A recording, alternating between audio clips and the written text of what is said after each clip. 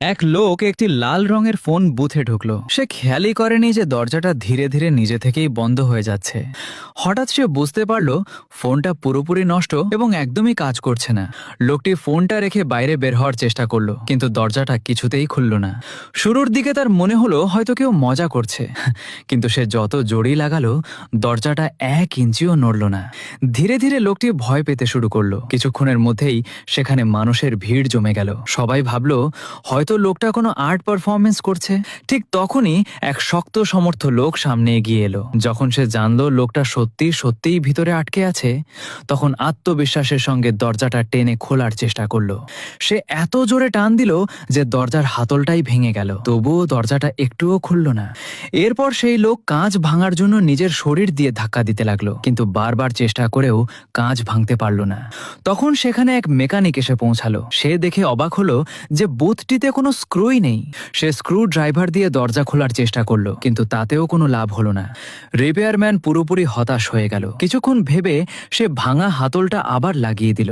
ভিতরে আটকে থাকা লোকটি দেখল এখন সেখানে আগের চেয়েও বেশি ভিড় জমেছে এবং সবাই তাকে দেখে মজা নিচ্ছে। হতাশ হয়ে সে মাটিতে বসে পড়ল। কিছুক্ষণ পর সেখানে একটি ফায়ার ট্রাক এসে থামলো। এটা দেখে লোকটি আবার আশা পেল। ফায়ার ফাইটাররা পুরো ফোন বুথ ঘিরে ফেলল। তারা মই লাগিয়ে বুথের ছাদের কাঁচ ভাঙার প্রস্তুতি নিতে লাগলো। কিন্তু ঠিক যখন তারা কাজ শুরু করতে যাবে, তখনই সবুজ পোশাক পরা কয়েকজন লোক সেখানে এসে তাদের থামিয়ে দিল। তারা নিজেদের ফোন বুথ কোম্পানির কর্মচারী বলে পরিচয় দিল। তারা বলল বুথটি মেরামতের জন্য কোম্পানিতে নিয়ে যেতে হবে।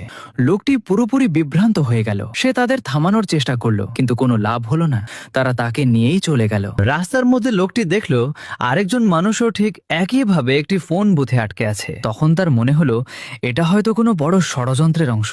সে সাহায্যের জন্য কাঁচে আঘাত করতে লাগলো, কিন্তু বাইরে থাকা মানুষরা ভাবলো সে শুধু হাত নেড়ে অভিবাদন জানাচ্ছে। হতাশ হয়ে লোকটি আবার বসে পড়ল।